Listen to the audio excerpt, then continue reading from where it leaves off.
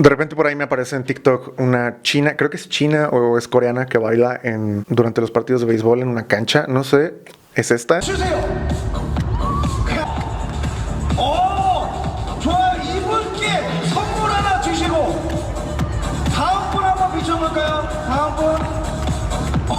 No tiene nada que ver con lo que vamos a hablar hoy, pero pues la quería presumir. ¿A que no te diste cuenta que El Padrino 2 se trata de antropología contra historia, estructurado dentro de 6 poemas? ¿Cómo va? Lo siguiente que vamos a hacer no es un resumen, no es un review. Esta es una lectura, un análisis de lo que probablemente es la mejor obra de Francis Ford Coppola, que es El Padrino 2. Y para explicar esta película la voy a escribir de la siguiente forma. Jamás escuché o leí que El Padrino 2 fuera un poemario que contiene una colección de odas poéticas dedicadas a la familia, siendo la primera la oda al origen. Y obvio necesitaban a alguien como yo para que se los hiciera ver. Momento de humildad. Pero asimismo tampoco se explora mucho la relación antropológica en contra de la historia que está implícita dentro de esta película. Así que eso es lo que vamos a estar explorando en este video. Así que una vez después de que vean este video pueden ir con sus amigos y hacerse los interesantes y los intelectuales diciendo: oh, sí, mira, El Padrino 2 se trata de esto. Así que sí, por ahí pueden sacar ideas de aquí para que se vayan a hacer los mamones por allá. Bueno, El Padrino 2. El Padrino parte 2 argumenta a grandes rasgos a Michael Corleone, ya establecido como el mero perro del cártel de los Corleone, manejando el negocio familiar. Una vez habiéndose mudado de Nueva York a Nevada para manejar sus casinos de manera mucho más personal, la siguiente gran apuesta es invertir millones de dólares en Cuba para construir complejos turísticos enormes. Pero esto no le es posible, o no les es posible, por el estallido de la Revolución Cubana de enero de 1959 por parte de aquellos que no son del brazo que utilizas para hacerte la paja, es decir, la izquierda, pues. Sin embargo, la película también monta simultáneamente el relato de la llegada de Vito Corleone desde Italia hasta Estados Unidos y su ascenso como el padrino. Es decir, que hay dos relatos vertidos dentro de la misma obra. Pero ¿de qué manera lo está haciendo? Por supuesto, lo hace desde el presente de Michael contra la historia de su padre. Pero entonces, ¿cómo está sucediendo esto de la antropología contra la historia? Como lo estoy mencionando, bueno, no es la primera vez que utilizamos algunas herramientas de Gustavo Bueno para dar algo de análisis a una película. Ya lo hice con la película de Depredador, que les voy a dejar el video por aquí, por ahí, búsquenlo ahí en la descripción. Pero basta con mencionar que Michael Corleone en El Padrino 2 está consecutivamente haciendo rituales que tienen suma importancia para él todo el tiempo. Rituales sicilianos. Rituales tales como las fiestas familiares, la familia misma, el respeto por la madre honorable, los códigos entre mafiosos, perpetuar la línea sanguínea y la tradición de 2000 años. No way you could ever forgive me. Not with this Sicilian thing that's been going on for 2000 years. A estas relaciones a las que Michael Corleone da tanto significado, y estos rituales a los que Michael da tanto significado, de humano a humano, son lo que se conoce en el materialismo filosófico de Gustavo Bueno como relaciones dentro del eje circular en el espacio antropológico. Otro tipo de relaciones van a ser de humano a cosas o objetos impersonales, que es el eje radial, y de humano a númenes o deidades, que va a ser el eje angular, que no vamos a estar tratando hoy. Teniendo en cuenta esto que acabo de mencionar de los rituales circulares que hace Michael Corleone, ¿qué hizo esta película entonces y que no te diste cuenta? El Padrino 2 sitúa a Michael Corleone realizando todo tipo de actos, desde realizar fiestas de bautizos hasta matar a su propio hermano, todo con tal de preservar sus tradiciones sicilianas intactas dentro de este eje antropológico circular. Y esto lo hace porque conoce la historia de su padre. Ahí vamos un poco de antropología contra historia. Y la manera en que lo plasman es con 6 formidables capítulos dentro de esta película, que llamaremos aquí odas, dedicadas a la familia de Michael Corleone. Y ahora, ¿dónde demonios están estas odas? Porque claramente la película no está dividida en capítulos o nada por el estilo. Primero, oda al origen.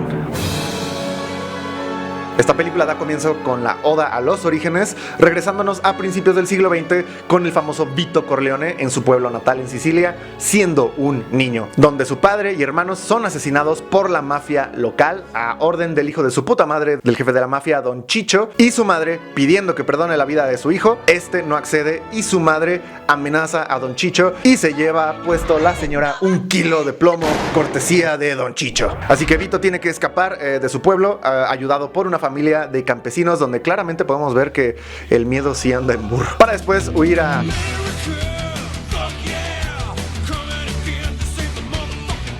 Después de esto, la película monta enseguida el regreso al presente, mostrando la primera comunión y fiesta del hijo de Michael Corleone. Es decir, que mientras Vito Corleone sufrió precariedades, los hijos de Michael están en un total contraste. Se muestran privilegiados totalmente. Es decir, la vida de Michael en su presente da lugar a rituales circulares, como por ejemplo el bautismo, gracias a que su padre en su historia llegó a Estados Unidos, producto por supuesto de esta historia familiar. Ahora que dentro de la fiesta, que es tradición en todas las películas del Padrino comenzar siempre con una fiesta, tratan un elemento potente en referencia a la procedencia italiana de la familia, la Italia católica. Es la Italia católica contra los Estados Unidos protestantes. En dicha fiesta, un senador enfrenta a Michael Corleone tratando de extorsionarlo, algo muy mexicano por parte del gringo, ¿verdad? Y explica el senador claramente a Michael que lo hace porque detesta a los italianos como él, que se hacen pasar por buenos americanos vistiéndose con seda y con su cabello todo grasoso lleno de vaselina. El insulto incluso hace a Tom Hagen reaccionar porque sabe que insultar los orígenes familiares de esta familia es un verdadero problema. Y aún así el senador no se detiene en absoluto para también insultar a la familia de Michael Corleone diciendo esto. I despise your masquerade, yourself and your whole fucking family. Al ser atacada la tradición de Michael de esta manera, le dice al senador: esto le va a pasar a todos los hijos de su chingada madre extorsionadores que... No es cierto. No. Mentira. Le dice... We're both part of the same hypocrisy, but never think it applies to my family. El senador todavía sale y se despide amistosamente de Kay, el muy careta. Ahora, este contraste de tradiciones y orígenes se extiende y tiene una segunda parte cuando Connie, la hermana de Michael, acude a ver a Michael porque le vio la cara de cajero automático, obviamente, y porque se va a casar con un estadounidense protestante. Michael obviamente reprueba la vida 8M de libertinaje y desorden que tiene Connie. No se me enojan las feministas, por favor. Y Michael reprueba esto porque es un tradicionalista absoluto que está intentando mantener los valores familiares alineados y bien puestos en ese eje circular. La película, en su genialidad, incluso hace este blocking que estamos viendo en pantalla de posiciones, retratando a Michael en medio de ellos dos mientras están tomando la mano, reflejando su oposición al matrimonio. Qué genialidad esta cosa que hizo aquí. Y por último, la tercera parte de esta oda es cuando en la cena la familia brinda con la frase Cent'anni, en español 100 años. What's Cent'anni? Means 100 years. Es decir, un augurio de 100 años. 1000-jähriges Reich. Pero la esposa de Fredo, hermano de Michael Corleone, es una anglosajona americana muy pija, muy fresa y de muy poco cerebro. Esta chica no logra entender ni siquiera las palabras ni el sentido de los rituales tradicionales de esta familia. Y es la misma esposa de Fredo que andaba hasta el culo de peda, que baila y se besa con otro hombre resbalándose y cayéndose al piso de lo borracha, justo como tu ex, a la vista impotente de un también impotente Fredo que no le puede decir nada o que no se atreve a decirle nada a su esposa. A lo que obviamente Michael Corleone no soporta este desfiguro y la mala imagen que está dando de la familia, y es el mismo Michael Corleone quien manda a retirar a la esposa de Fredo y a esconderla por allá, porque pues qué perrosa, güey, no mames. Obviamente esta chica se queja de que los italianos son unos monstruos machistas que maltratan a sus esposas, y ahí es exactamente donde nace el 8M. No, mentira. Queda entonces con esto retratado el choque cultural entre el latino católico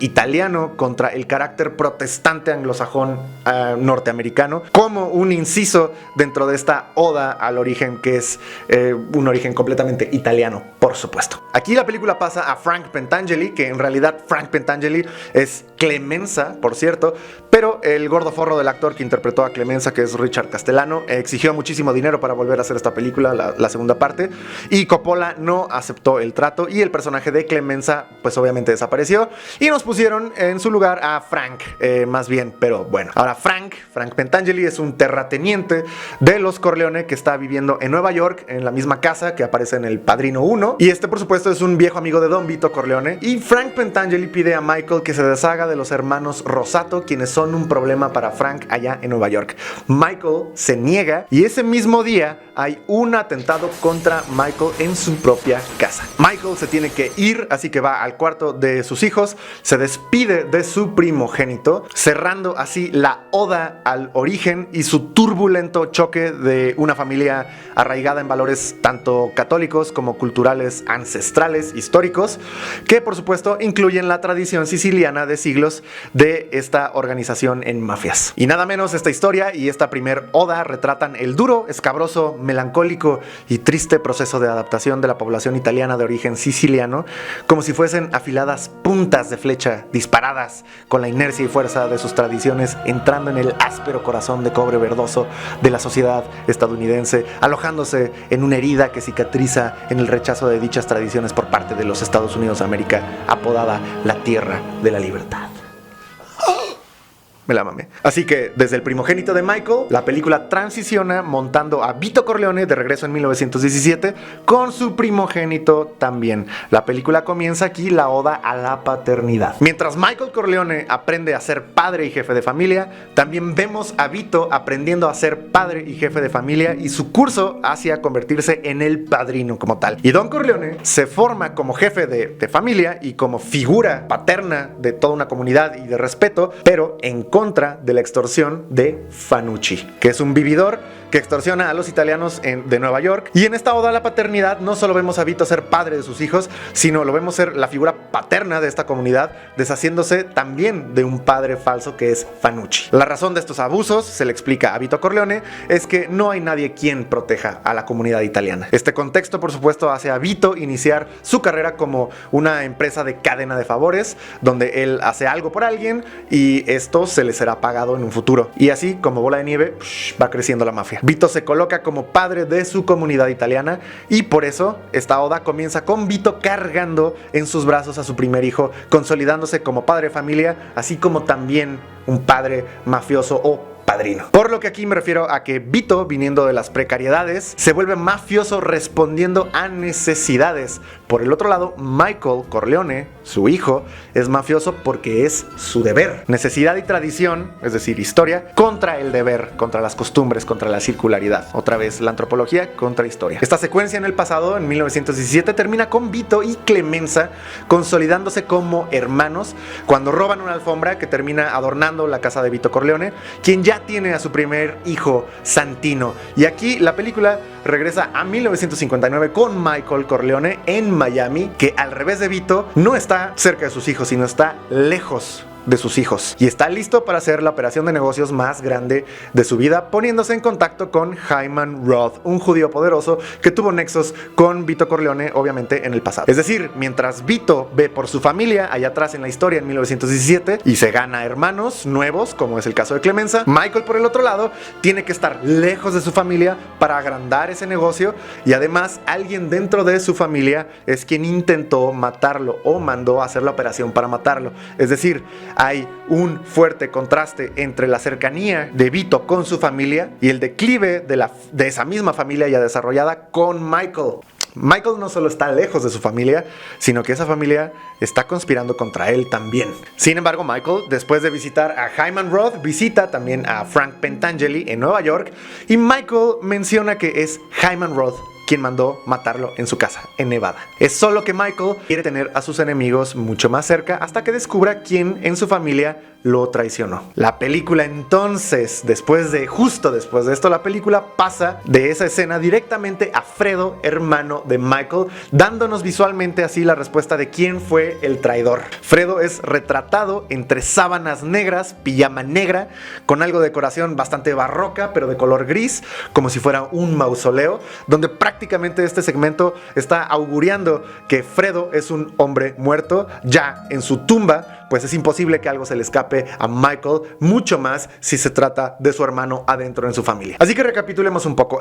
Vito se ha ganado a un hermano en Clemenza, quien lo acompañó de hecho durante toda su vida. Mientras tanto, Michael está perdiendo un hermano, incluso de sangre, que es Fredo, y lo pierde cuando este conspiró para matarlo. Así que aquí comienza la oda a la hermandad. Por protección a Kay y los niños de Michael, estos no pueden salir de los predios de la casa en Nevada. Es un diciembre bastante frío, pero como contraste, enseguida tenemos a Michael en el cálido Caribe de La Habana para iniciar estas inversiones junto a otros. El sueño americano de los Corleone, que liberó a Vito en el pasado, se está volviendo en el encierro de los Corleone. Kay está encerrada en el país capitalista supuestamente de la libertad, mientras Michael es libre en lo que está a punto de ser lo que se supone una dictadura socialista represiva. Contraste, contraste, contraste. Todo aquí es contrastes. Estando en La Habana, Michael, Hyman Roth y Johnny Ola, con el resto de los inversores gringos, están festejando la inversión que están a punto de hacer y el cumpleaños de Hyman Roth también. Lo están festejando con un pastel en forma de la isla de Cuba, donde se están repartiendo simbólicamente para ellos Cuba.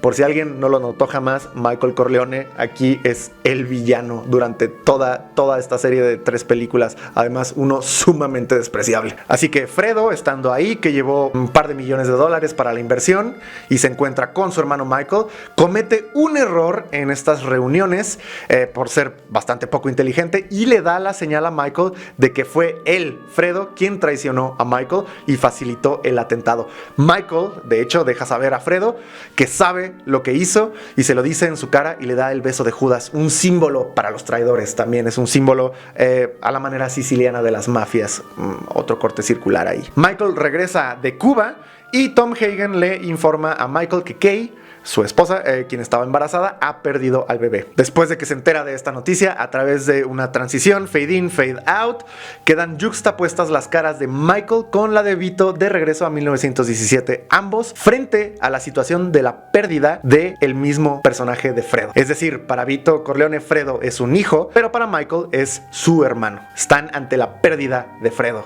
Prácticamente también podríamos decir que esta es la oda a Fredo. Mientras Michael tiene un shock por perder a su hijo y ha descubierto que Fredo es culpable y tendrá castigo, Vito tiene una preocupación por perder a Fredo. Mientras Vito cuida la vida de Fredo, Michael piensa en quitársela. Michael está destruyendo a la familia que Vito construyó cuidadosamente. No solo Michael está lejos de llegar a ser su propio padre, sino que es completamente opuesto a él. Michael está dispuesto a destruir a su propia familia por su idea de familia, por preservar las tradiciones y seguir al pie de la letra todo ritual circular siciliano. Estos dos elementos cierran la oda de la hermandad. De regreso en el pasado, Vito Corleone sufre aún el abuso y extorsión de Fanucci y Vito dijo esto le va a pasar a todos los hijos de su puta madre que andan extorsionando y... No es cierto. Así que lo que hizo Vito Corleone fue ir contra este padre falso y ¡boom! Me maquilló a Fanucci para Halloween a la chingada. Regresando tranquilamente a sentarse junto a su familia, donde ya tiene a sus 3 hijos, diciendo por último al más pequeño, le dice lo siguiente.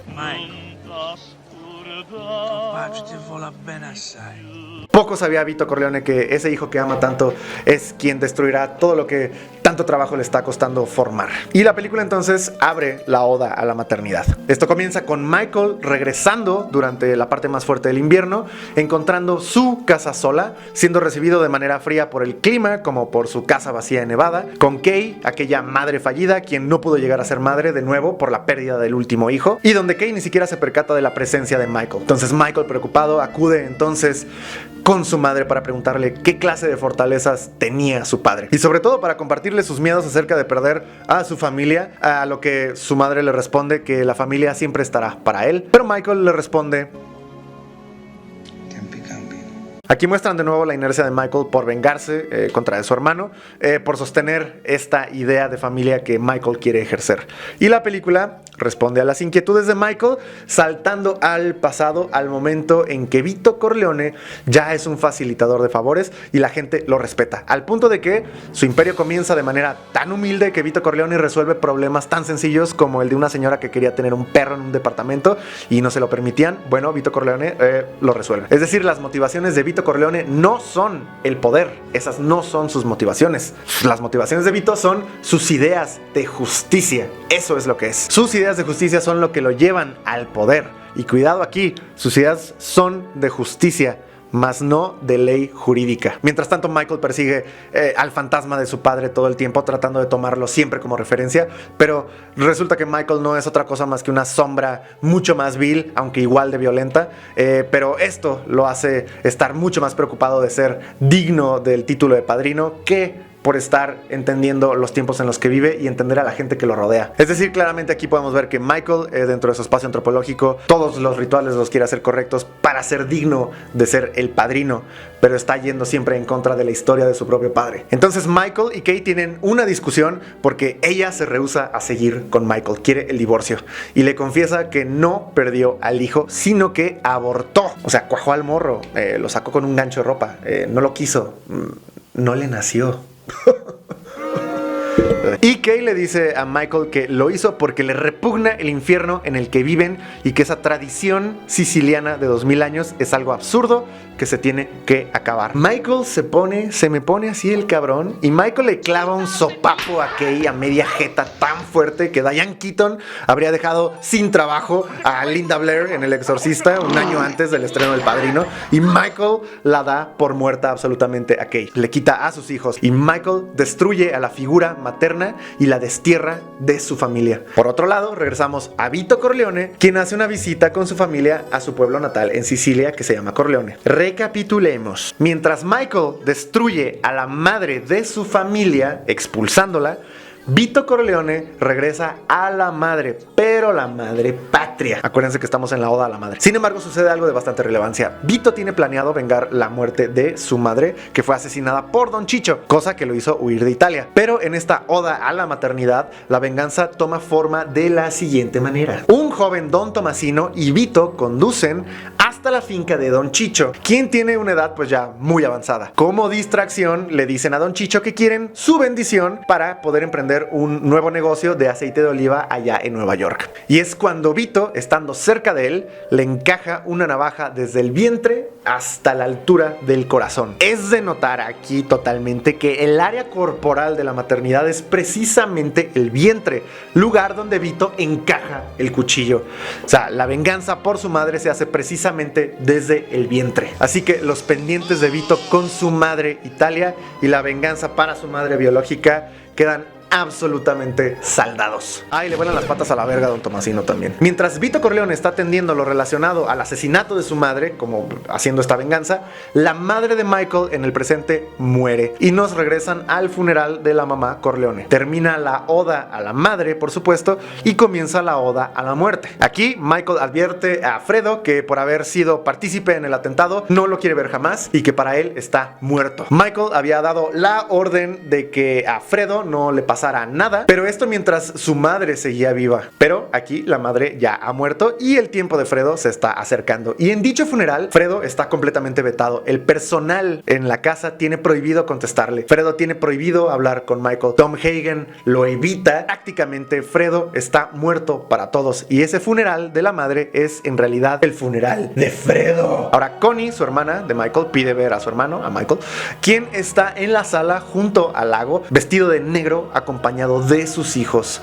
La cara de Michael no solo es triste, sino está al punto de la desorientación. Sumado con el silencio en la sala que guardan sus hijos específicamente, nos está hablando de otro funeral también. Es el funeral de Kay, la madre de los hijos de Michael, quien es desterrada y dada por muerta por Michael. Connie, por supuesto, le pide a Michael que Fredo sea perdonado. Sin embargo, lo único que ha hecho Connie es simplemente hacer que Michael acepte despedirse de su hermano. En realidad esto no es volver a hablar con Fredo, sino es despedirse despedirse de su hermano. No hay vuelta atrás. Ahora, previamente Frank Pentangeli fue mandado a asesinar por Hyman Roth, pero sus verdugos, los hermanos Rosato, al tratar de ahorcarlo, le dicen a Frank: esto es de parte de Michael Corleone. Sin embargo, la ejecución es interrumpida por un policía, por lo que Frank sobrevive y es arrestado por el FBI y encarcelado con privilegios si acepta a dar toda la información sobre los crímenes de los Corleone. Y por supuesto accede Frank, pero sucede porque Frank se quedó con la idea de que Michael Corleone verdaderamente lo mandó matar, cosa que no era cierta. Fue una trampa donde quien sale perdiendo es Frank, por lo que Tom Hagen le dice a Frank que él mismo se quite la vida para que la familia de Frank pueda vivir en paz. Justo como así pasaba cuando los plots contra los emperadores romanos fallaban. Y aquí Frank encuentra su final cuando la tradición circular y la historia interseccionan en Frank, porque Frank se manda él mismo por paquetería a Caronte. De regreso a la casa de los Corleone, Fredo se prepara para ir a pescar en el lago de la casa y vemos bajar la lancha al lago. Y esta lancha, espacio donde le van a dar muerte a Fredo en unos momentos, baja como un ataúd al fondo de una tumba. Y es Fredo muerto en esa lancha a orden de Michael. Tuvimos el funeral de Fredo y ahora tenemos la sepultura de Fredo. Asimismo, Hyman Roth se le otorga un corchazo por parte de Michael Corleone como venganza en un aeropuerto. Esta última oda a la muerte es con la que El Padrino segunda parte termina. El Padrino segunda parte recorre ampliamente la caída en el abismo de dudas de Michael Corleone, pero principalmente su desorientación por un absoluto miedo, y es el miedo a no poder ser su propio padre. Miedo por la integridad de sus hijos, miedo por no poder ser lo que él espera de él mismo, miedo a no tener una familia decente, miedo a perder el imperio que ha construido su padre a través de la historia de la familia, y miedo a perder lo que sea que valore como estas instituciones ritualísticas que tanto peso tienen históricamente dentro de la familia Corleone y de Italia como tal, Sicilia. Es decir, mientras Vito escapó de la muerte y no tenía nada más que espacio para ganar, Michael siente sobre sus hombros el deber de no perder a su familia o el trono como emperador del imperio de los Corleone. Sin embargo, es tan grave el riesgo que está dispuesto a deshacerse de su propia familia con tal de salvar a la familia. Ni siquiera el atentado en su casa fue capaz de hacer daño a su propia familia como él mismo sí lo hizo, quien con absoluta frialdad y certeza se deshizo de Kay y de su propio hermano Fredo. Si bien esta película es una antología familiar que señala la gran diferencia entre los efectos de trabajar por el poder contra los efectos de pelear por no perderlo, y retrata de manera melancólica una de las infecciones más corrosivas que persiguió a los italianos desde Sicilia hasta Estados Unidos, El Padrino parte 2 trata al miedo como tu propio y más terrible enemigo, entre otras cosas. Y esto lo hace poniendo cara a cara la historia siciliana y la trayectoria de Vito Corleone frente a un Michael Corleone esforzándose por hacer todos los rituales correspondientes dentro de su espacio antropológico con lujo de detalle y, por supuesto, perdiendo este juego. Si te gustó este video, no me importa, pero suscríbete a la puta verga.